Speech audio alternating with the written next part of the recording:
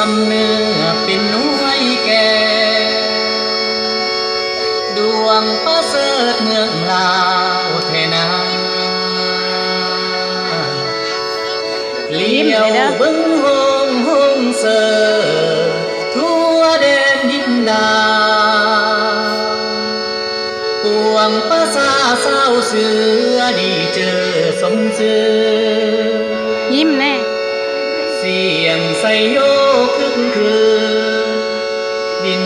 ฟ้าวันใบเทนา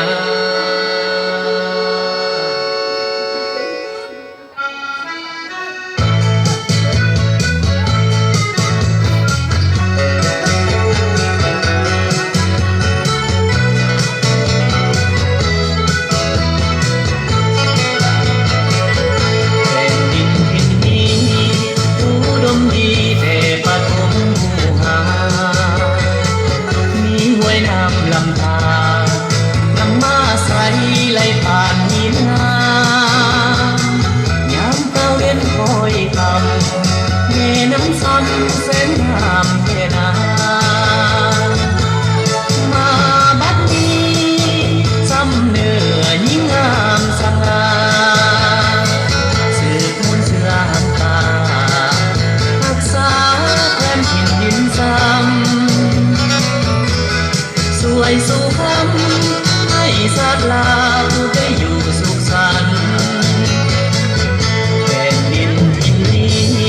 สวยงามดีป่าดับสีสาดลาวให้ประสานหาว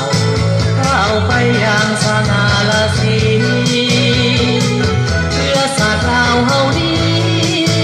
ผู้เรื่องสีวิไลเทนา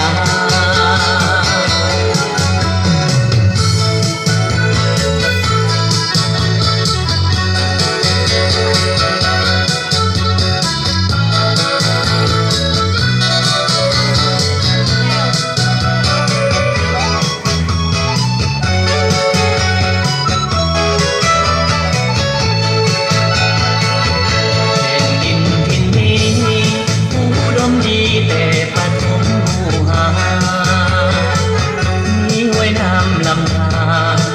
นำมาใส่ไหลผ่านหินงามยามตะเวนคอยคำแม่น้ำซับแสนงามเทนามาพัดนี้